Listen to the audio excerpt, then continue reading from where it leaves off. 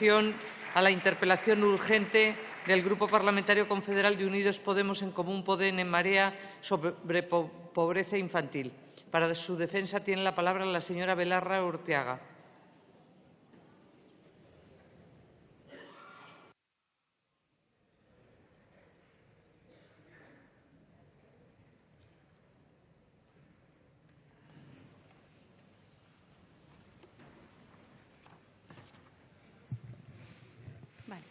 Gracias. Muchas gracias, presidenta, señora ministra, señorías.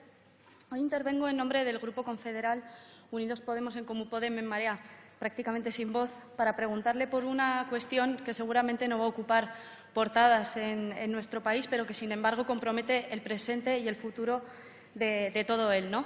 Su partido, señora Montserrat, ha convertido a nuestro país en un país líder y estamos en lo alto de la tabla. El problema es que estamos en lo alto de la tabla en una cuestión que a nosotros personalmente nos avergüenza. España es el segundo país de la Unión Europea en pobreza infantil. Solo estamos por detrás de Rumanía. Esto, no sé si es lo que consideran ustedes, marca España. Desde luego, para nosotros no lo es. En Unidos Podemos creemos que un país democrático no puede asumir casi 2,5 millones de niños y niñas que se encuentren por debajo del umbral de la pobreza, prácticamente 1 de cada 3. Eso significaría, dentro de esta bancada, que toda la bancada, si nosotros fuéramos los niños y niñas de este país, toda la bancada del Partido Socialista y toda la bancada del Partido Ciudadanos estaría en riesgo de pobreza o exclusión. Una de las cosas que más nos preocupaba en el equipo cuando estaba preparando esta interpelación era que lo negara, que negara que la pobreza infantil es realmente un problema en nuestro país. ¿Y por qué nos preocupaba que lo negara? Porque algunos, antes que usted, ya lo han hecho. Cuando Yolanda Díaz, aquí presente, le preguntaba al señor Feijóo por la malnutrición en Galicia, él lo negó.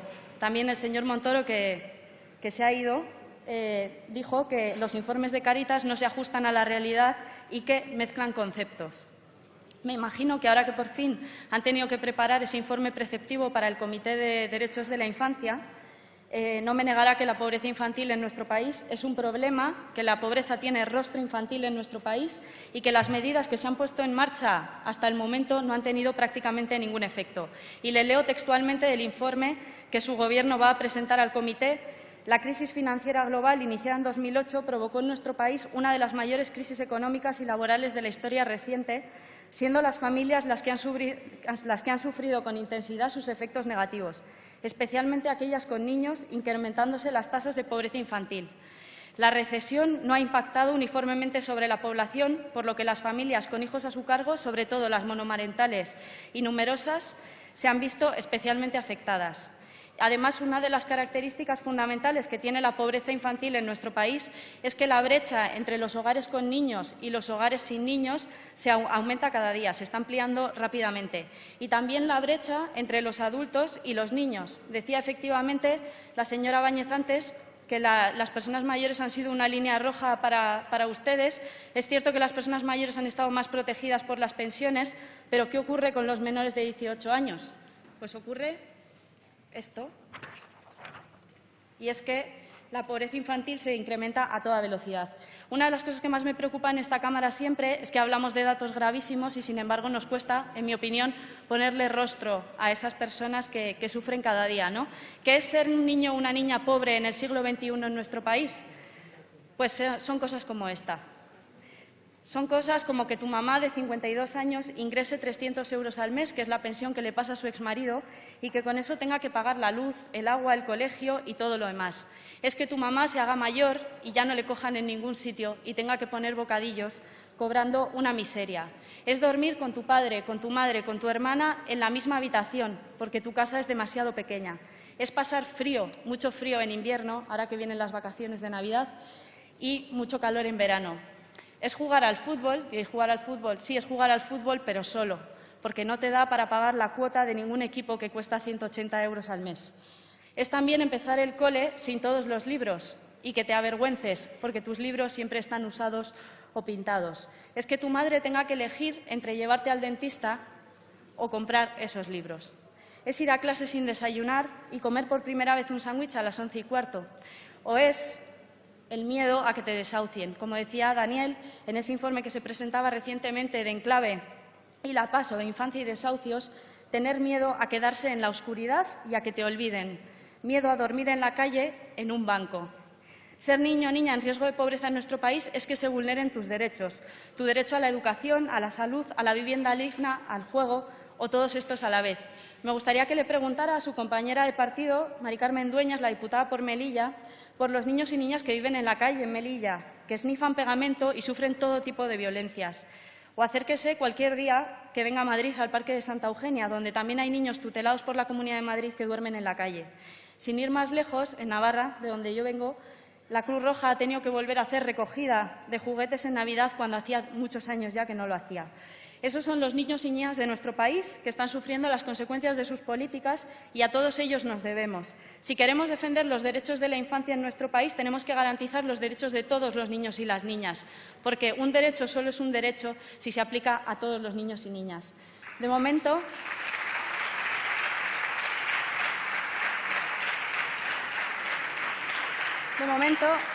ninguna de las medidas que se ha puesto en marcha ha demostrado ser eficaz para reducir la tasa de pobreza infantil.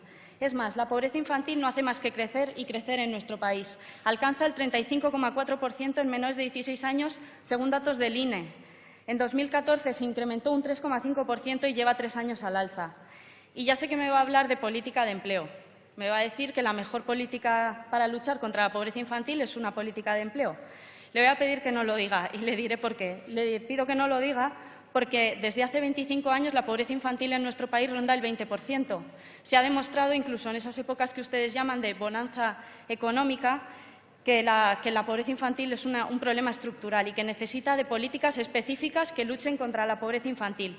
Los niños y las niñas de nuestro país han esperado ya demasiado y creo que es el momento de que nos pongamos en serio a resolver esta situación. Han pagado un precio demasiado alto y yo creo que no deben seguirlo pagando nunca más. Además, en estos años hemos visto cómo obtener un empleo no garantiza salir de la pobreza, porque su reforma laboral nos ha hecho también líderes en otra cosa y es precisamente la precariedad. Tampoco le voy a pedir que no insista una vez más en el Plan Nacional de Acción por la Inclusión Social o el PNIA o las reformas que han hecho en la legislación del sistema de protección. Y no quiero que hable de ellas porque creo que la sociedad civil está bastante cansada ya de que se ponga el Partido Popular medallitas con las reformas legislativas cuando todas estas legislaciones, que podrían estar muy bien, sin la adecuada financiación, son solo papel mojado. Y querría saber, por ir concretando, creo que mucha gente en sus casas le interesará saber si en este año 2017 vamos a seguir estando a la cola de la inversión en infancia de la Unión Europea. Como sabe, las Naciones Unidas ya nos han llamado la atención, le han llamado la atención a su Gobierno por dedicar únicamente el 1,3% del PIB, cuando la media de la Unión Europea está en torno al 2,4%. ¿Cuál va a ser el porcentaje del PIB que piensa aumentar en la inversión en la infancia en el año 2017? Le pido que diga una cifra, que se moje un poco. ¿Va a tener en cuenta su Gobierno la recomendación europea invertir en la infancia, que es ya de 2013? ¿Se va a comprometer el Gobierno con un pacto de Estado para la inversión en la infancia? Es algo que, como sabe, llevan demandando ya hace varios años UNICEF, la Plataforma de Infancia, y ya han firmado más de 150.000 personas en nuestro país, además de distintas entidades. ¿Cree que 48 millones de euros para un fondo de lucha contra la pobreza infantil es suficiente para afrontar la situación de emergencia social? ¿Usted cree que las noticias oportunistas como las de ayer, que son únicamente generalidades, sin ninguna concreción y bastante oportunas para la interpelación de hoy, van a acabar con la pobreza infantil? ¿Cómo se va a llevar a cabo ese informe preceptivo en materia de infancia que tiene que acompañar a los presupuestos generales del Estado? Bueno, yo le diré mi sensación. Mi sensación es que, una vez más, los niños y las niñas de nuestro país van a estar a la cola en las prioridades presupuestarias de nuestro país. Creo que cuando haya que elegir entre rescatar autopistas o rescatar a la infancia, van a volver a elegir a las autopistas. Y esto es algo que creo que no podemos tolerar por más tiempo. Ha tenido que llegar nuestro grupo parlamentario al Congreso para que se pongan a hablar de pobreza energética. Y créame, a pesar del acuerdo que anunciaron ayer, a mí me cuesta creer que quienes pretenden acabar en consejos de administración de las grandes eléctricas, al acabar su mandato, vayan a luchar de manera efectiva contra la pobreza energética.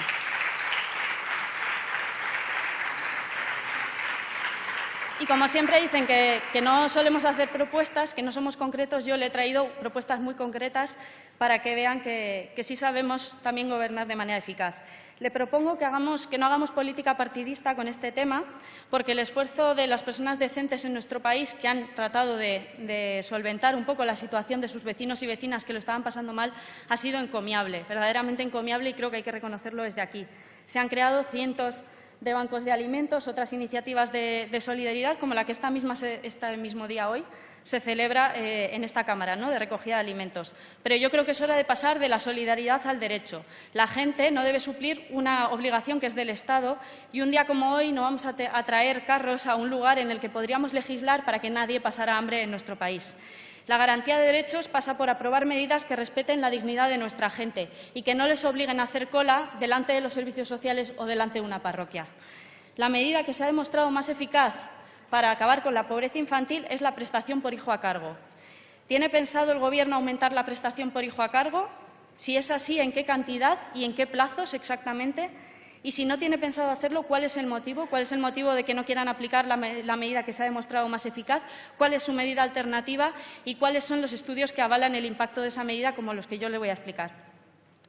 ¿Qué pasa? ¿De qué sirven, en nuestra opinión, los 25 euros mensuales que da actualmente el Estado a aquellas familias en situación más vulnerable?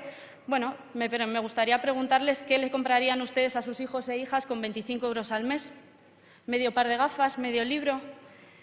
Creo que prácticamente ninguna de esas cosas, ¿no? ¿Y qué pasa además con ese 1,5 millones de niños y niñas que no cumplen los requisitos según sus criterios, pero que están en riesgo de pobreza o exclusión y que no cobran nada? ¿Qué se puede comprar con nada? Pues creo que nada, ¿no? No le voy a poner el ejemplo de Finlandia porque no nos parecemos mucho a Finlandia, ya nos gustaría. Le voy a poner el ejemplo de Irlanda. Irlanda no me negará que es un país que también ha sufrido una grave crisis económica consecuencia de las políticas de austeridad de la Unión Europea y, sin embargo, Irlanda ha sido capaz de reducir en gran medida el riesgo de pobreza de sus niños y niñas, ¿no?, a través de políticas públicas. Concretamente, ha reducido la pobreza en 28 puntos porcentuales, del 45 al 17%. España, en este momento, únicamente reduce la pobreza del 41 al 30%.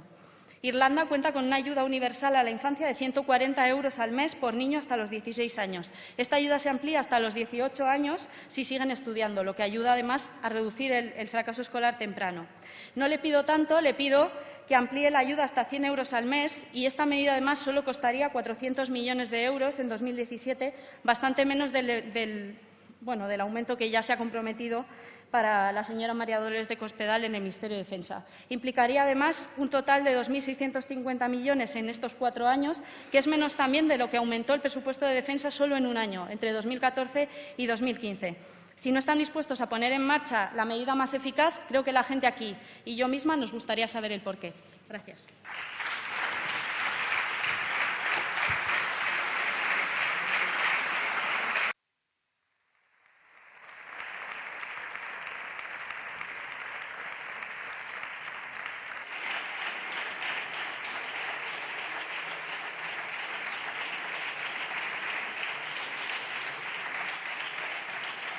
En nombre del Gobierno tiene la palabra la señora ministra de Sanidad, Servicios Sociales e Igualdad.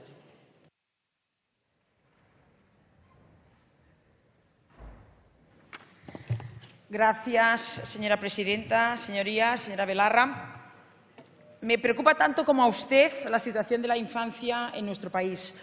Nuestra infancia son el presente y el futuro porque, efectivamente, son lo mejor que tenemos que proteger, el bien más preciado que tenemos que proteger. Son las personas que van a construir lo que España sea en el futuro y por eso tenemos que garantizarles su crecimiento en unas condiciones adecuadas, económicas, pero también sociales, culturales y afectivas. Por tanto, me preocupa muchísimo. Los niños son personas que no pueden protegerse por sí solas y eso les hace más vulnerables. Nos necesitan, su futuro está en nuestras manos. Es nuestra obligación protegerles de los riesgos y garantizarles un entorno adecuado para su crecimiento y ofrecerles el máximo de oportunidades para su futuro. Me preocupa que simplifiquemos una realidad que es mucho más compleja. Me interpela sobre la pobreza infantil. Pues vamos a intentar hacerlo de forma seria y rigurosa. Me preocupa tanto como a usted que haya niños, familias que no puedan llegar a final de mes, niños, familias que tengan que hacer malabarismos para vivir dignamente. Pero no prescindamos de un verdadero análisis que nos permita llevar a cabo una acción política de fondo, que tenga de verdad el objetivo de acabar con la pobreza infantil en nuestro país. Hablar de pobreza infantil es hablar de las familias con hijos que tienen dificultades económicas. La tasa de riesgo de pobreza relativa es, según la última encuesta de condiciones de vida, del 22%. Pero le voy a decir una cosa. Usted ha mencionado esta encuesta de condiciones de vida. Esta encuesta es del INE y salió en el 2015, pero es del 2014. Y a día de hoy no hay más encuestas del INE que esta. Usted me ha hablado que las siguientes dicen que continúa creciendo la pobreza. Por ahora solo hay esta encuesta, 2014, y sale en el 2015. Y esta encuesta dice que la pobreza es del 22,9%. En cambio, en una familia de 2 adultos y con 1 o 2 hijos, el riesgo de pobreza se eleva ya al 25%. Y si la familia es monoparental o es una familia numerosa, el riesgo se eleva a un 37%. ¿Qué nos está diciendo esto? Que tenemos que ayudar especialmente a las familias con hijos porque son las más vulnerables. ¿Y qué es lo que estamos haciendo? Primero, generando las condiciones económicas que han permitido que este país volviera a crear empleo. ¿Usted no quiere oír hablar del empleo? Pues le voy a decir una cosa. El primer factor que genera pobreza infantil es que los padres y las madres de los niños no tengan trabajo. Y en este sentido hemos pasado de destruir en la legislatura 2008-2011 1.500 de empleos al día. Y hemos pasado a la legislatura del 2011 al 2015 a crear 2.300 puestos de trabajo al día. Seguiremos trabajando, pero en todo caso la situación es bastante distinta a la que era. Y la creación de puestos de trabajo, sean los que sean, tiene un impacto directo en la reducción de la pobreza de las familias y, por tanto, en la reducción de la pobreza infantil. Y el empleo es una de las medidas más importantes, pero no es la única, por supuesto. Y, por tanto, teníamos claro que teníamos que ayudar a las familias que tenían hijos, porque las familias con hijos son las más vulnerables. Por tanto, reforzamos las ayudas económicas a las familias con hijos. ¿Qué hicimos? Aprobamos una reforma fiscal del IRPF que supuso que las familias con hijos paguen menos impuestos. Le voy a decir una cosa. Todas las familias que tenemos hijos tenemos una deducción por hijo. En el 2011, la deducción por un hijo era de 1.850. Ahora la deducción es de 2.500 euros.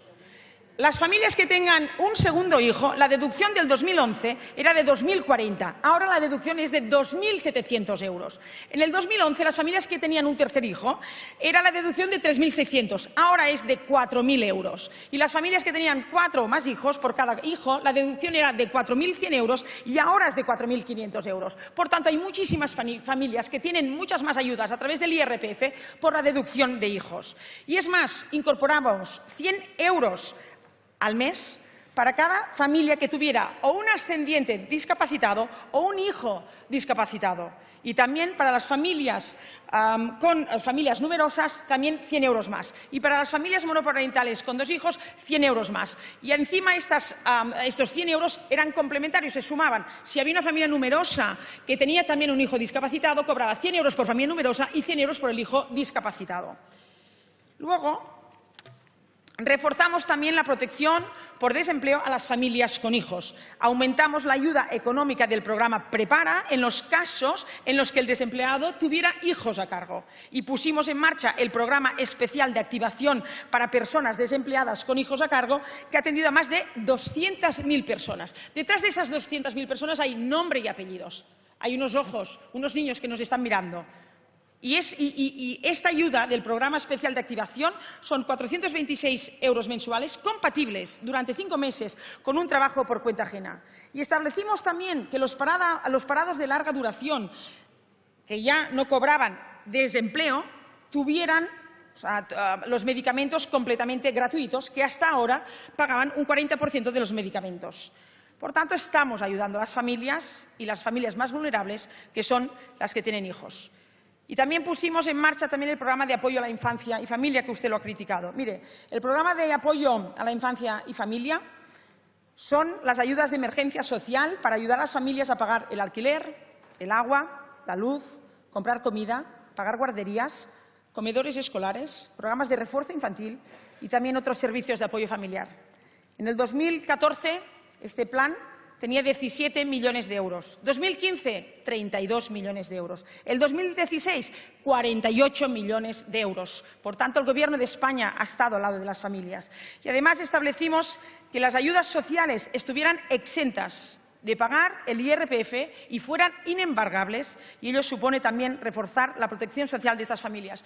Y una medida muy impactante, muy importante, que jamás nadie en la democracia la había puesto, es que desde el 1 de enero del 2016 las mujeres que se jubilan y que tienen hijos se les complementa sus pensiones un 5, un 10, un 15% más al mes de su base reguladora de la pensión, dependiendo de los hijos que tienen. ¿Y esto qué significa? Que cuando estas mujeres trabajaban, cuando tenían 20, 30, 40 años y se dedicaron a cuidar sus hijos, probablemente renunciaron a contratos a tiempo completo, renunciaron a cotizaciones. Y qué menos que cuando ahora se jubilan, nosotros les devolvemos el esfuerzo y esa renuncia de cotizaciones porque cuidaron a esos hijos. Y, por tanto, les estamos ayudando con estos complementos de pensiones. En relación a la vivienda, fuimos el primer Gobierno de España que ha mejorado la protección a los deudores hipotecarios. Establecimos la suspensión de lanzamiento en los casos de ejecución hipotecaria sobre viviendas habituales de personas que formen parte de colectivos especialmente vulnerables, entre ellos familias con menores de 3 años, con personas con discapacidad o dependencia, familias monoparentales y familias numerosas, familias en las que el deudor estuviera en paro y hubiera agotado las prestaciones, familias de víctimas de violencia de género.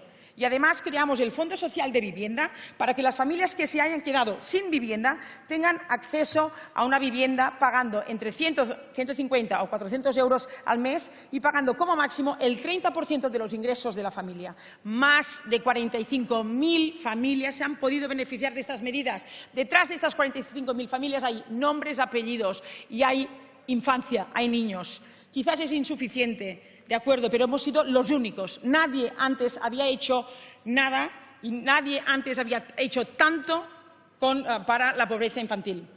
La pobreza infantil, y ahora le voy a rebatir lo que usted ha comentado, que no sé de dónde ha sacado los datos, porque usted me hablaba de la encuesta del INE. La pobreza infantil ha caído 2 puntos en la última encuesta de condiciones de vida del INE, esta que le he dicho que es de encuesta del 2014, que sale en el 2015, pero son datos del 2014. Desde entonces no ha salido otra encuesta del INE. Usted me ha dicho que la encuesta del INE, año tras año, se está incrementando la pobreza. Yo le hablo de la del 2014, que salió en el 2015. Es la primera vez que lo hace desde el inicio de la crisis económica. O sea, es la primera encuesta, ¿no?, del INE que sale, ¿no?, desde el inicio de la crisis económica. Teniendo en cuenta este dato, que son datos del 2014. Tener un 33% de pobreza infantil en absoluto es un buen dato. No es el dato que queremos nadie de esta Cámara. Pero me permite afirmarle que las políticas del Gobierno anterior, por lo menos, no han empeorado la pobreza infantil en nuestro país. Y habrá que ver cómo evoluciona la encuesta del INE en el 2015 y el 2016. Pero como mínimo hemos revertido la tendencia, porque en esta encuesta del INE del 2014 la pobreza ha caído 2 puntos, que no es suficiente, que no estamos contentos, ninguno de los que estamos en esta Cámara, pero hemos revertido la tendencia. No venga a decir aquí que se está incrementando la pobreza cuando el INE dice que ha bajado 2 puntos. Vamos a seguir trabajando con la misma intensidad que lo hicimos la pasada legislatura para luchar contra la pobreza infantil. Primero, vamos a continuar con las políticas económicas y presupuestarias que permitan seguir creando puestos de trabajo, porque ya hemos visto que es el desempleo de los padres el principal factor de la pobreza infantil.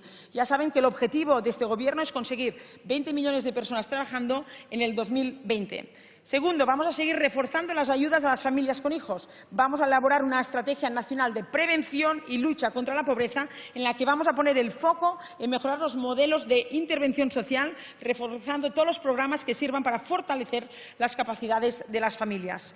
Vamos a reforzar las ayudas de emergencia social y los programas socioeducativos de apoyo a las familias en el marco del programa de apoyo a la infancia y a la adolescencia. Y vamos a reforzar también los programas de intervención sociolaboral de mujeres que se encuentran en situación de vulnerabilidad, porque en estos hogares el impacto del trabajo de esta mujer en la situación de sus hijos es importantísima. Y vamos a elaborar una ley integral de apoyo a las familias que coordine y actualice estas ayudas, teniendo en cuenta especialmente la situación de las familias numerosas y de las familias monoparentales, que ya hemos visto también que son las familias que tienen un mayor riesgo de pobreza. Además de todo esto, vamos a mejorar la protección de la infancia en riesgo, de los niños que no tienen familia. Usted me ha hablado de acogimiento, de los chavales que están en acogimiento.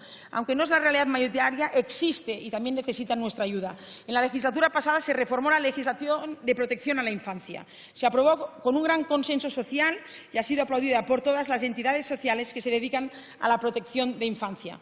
Como usted sabe, en esta reforma se reforzó la protección a los menores que se encuentran en situación de riesgo y desamparo. Por ejemplo, hemos simplificado la constitución del acogimiento con el objetivo de que el máximo número de menores puedan vivir con una familia sin pasar por un centro de acogida. También se preveyeron recursos de apoyo a los jóvenes extutelados cuando salen de los centros, para que les sea más fácil su transición a una vida independiente. Y se aprobó el protocolo de menores extranjeros no acompañados, que establece cómo, cuándo y quién debe actuar cuando un menor extranjero que no está acompañado es localizado en territorio español. Ahora tenemos que desarrollar reglamentariamente algunos de estos aspectos para que tengan efectividad, como por ejemplo el establecimiento de los criterios mínimos que tienen que tener los centros de protección a menores para garantizar que estos niños reciban un trato adecuado. También vamos a abordar en esta legislatura la elaboración de una ley de protección integral frente a la violencia contra la infancia intrafamiliar. Tenemos que proteger mejor a los niños de cualquier situación de violencia contra ellos, porque eso afecta además a su integridad física, a su integridad psicológica en el futuro. Termino. En definitiva, cuente conmigo para luchar contra la pobreza infantil y para la protección de la infancia en general, pero cuente desde el rigor, sin demagogias. Hagamos planteamientos serios que nos permitan abordar el problema de la infancia desde su complejidad y con el objetivo de llegar a soluciones de largo plazo. Es decir, solucionar el problema desde la raíz, no poner parches en el corto plazo que lo único que nos ofrezcan sea un buen titular. Muchísimas gracias. Muchas gracias, señora ministra.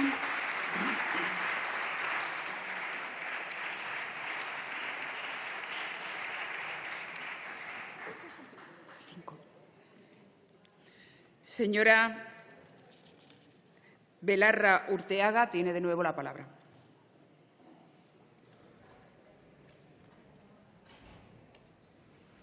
Gracias. Bueno, le he dicho que no me hablara de tres cosas y me ha hablado de todas. Entonces, por partes. Los datos, usted me hacía referencia a los de 2015 y justamente antes decía que la última encuesta que teníamos era la de 2014, que se publicaba en 2015. Y según esos datos, que son los últimos que tenemos efectivamente, el dato de pobreza infantil sube en un 3,5% con los 3 últimos años al alza. Entonces, creo que quien tiene que explicar de dónde saca los datos es usted. Yo creo que no tenemos que proteger a los niños. Yo creo que el objetivo no es proteger a los niños y las niñas, que son sujetos políticos y de derecho de primer orden, sino que tenemos que proteger sus derechos. Y, bueno, me hablaba de nuevo de la política de empleo, aunque le he pedido que no hablara de ello, porque, efectivamente, una vez que su magnífica política de empleo haga un efecto, supuestamente, haga un efecto directo sobre la situación de las familias y los niños y niñas en nuestro país, nos tiene que explicar cómo vamos a bajar del 20% de pobreza, que, como le decía, es un problema estructural en nuestro país y que, incluso en época en la que la situación económica era mejor y los trabajos eran de mejor calidad, seguía estando ahí, ¿no? Le preguntaba también sobre la prestación por hijo a cargo. Le hacía dos preguntas muy concretas, que era ¿en cuánto se va a incrementar la inversión en infancia en porcentaje del PIB? Una pregunta muy simple. Y luego, por otro lado, si tienen pensado incrementar la prestación por hijo a cargo y en qué cantidad y en qué plazos.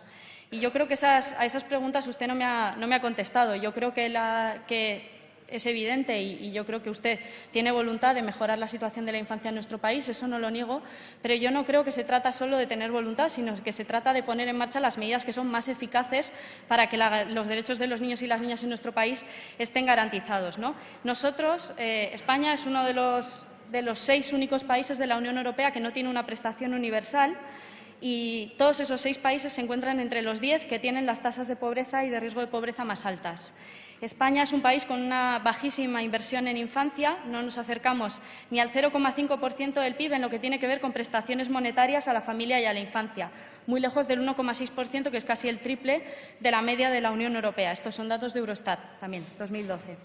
Y luego me ha vuelto a hablar también de las reformas legislativas, que ya le he dicho que a priori podríamos estar de acuerdo en algunos puntos, pero le tengo que recordar la disposición final 20ª de la Ley 26/2015 de protección jurídica del menor, que dice así: Las medidas incluidas en esta norma no podrán suponer incremento de gasto público, ni de dotaciones, ni de retribuciones, ni de otros gastos de personal.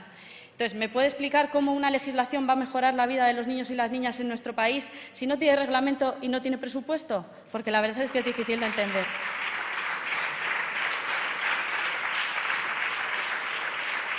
Me hablaba también de las deducciones por IRPF y esta es una trampa muy habitual. De hecho, me planteaba un montón de medidas bastante deslavazadas. Yo le planteaba una única medida que está aprobada, que tiene un efecto directo y que reduce ampliamente la pobreza infantil en los países en los que se ha aprobado. Usted no me habla de resultados probados, yo sí.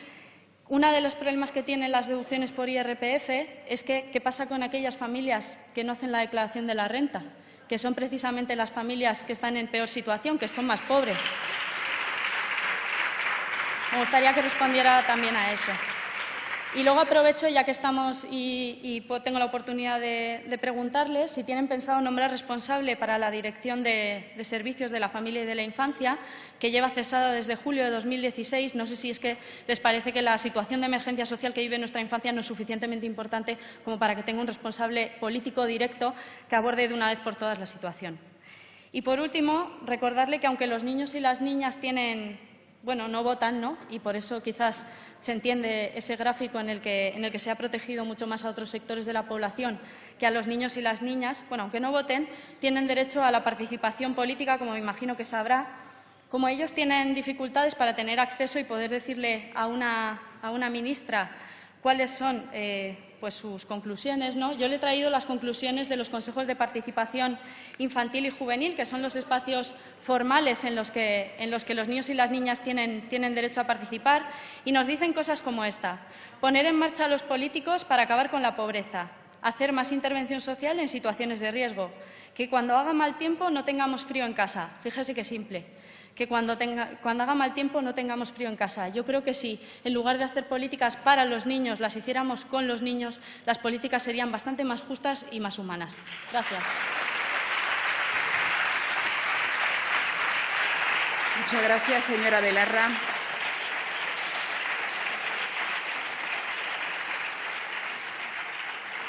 Para concluir el debate, en nombre del Gobierno, tiene la palabra la señora ministra de Sanidad, Servicios Sociales e Igualdad.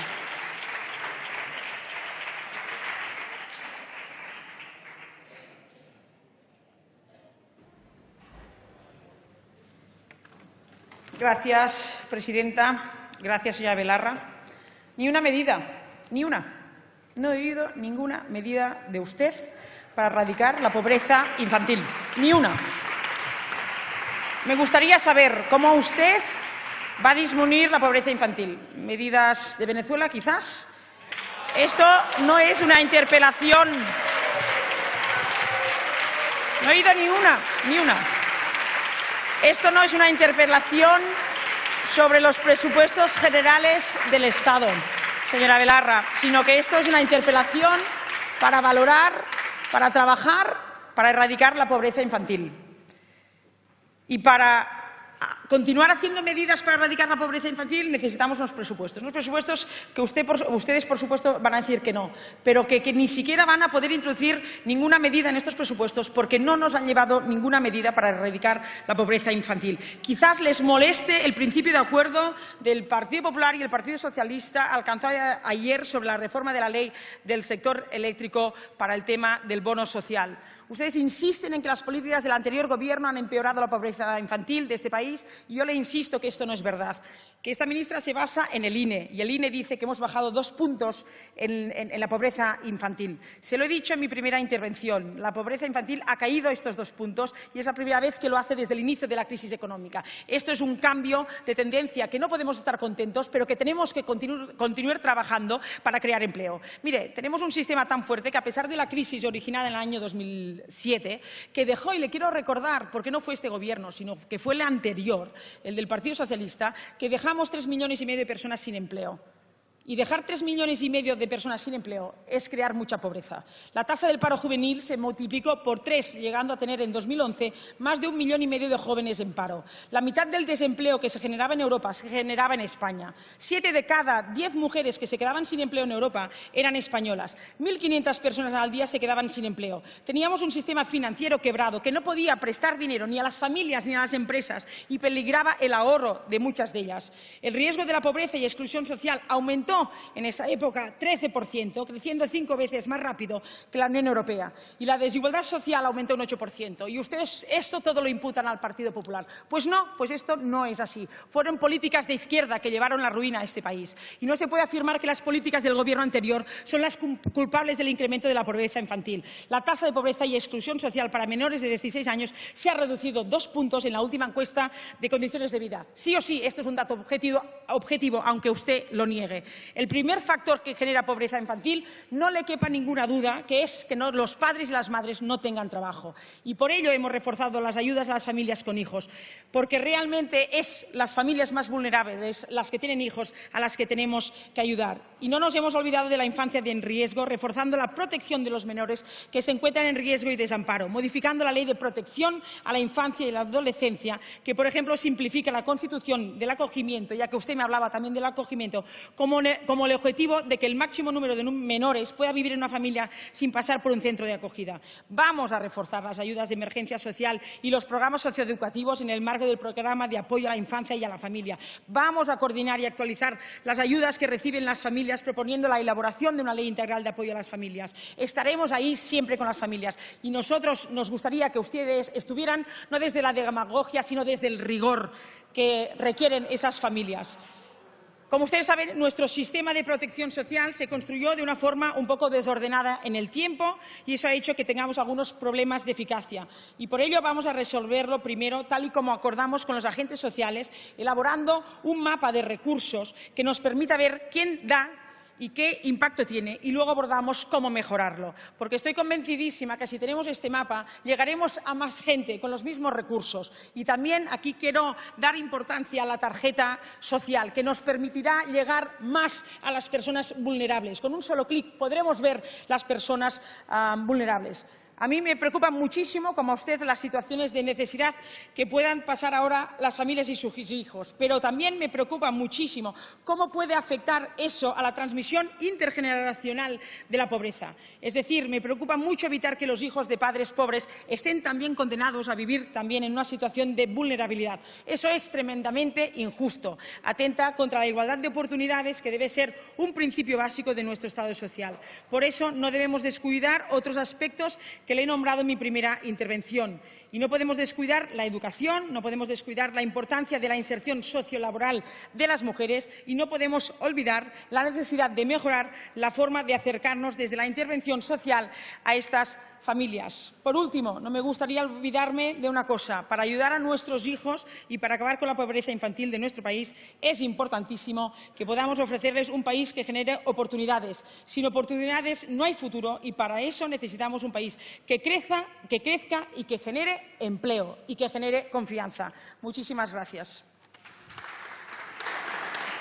Gracias, señora ministra.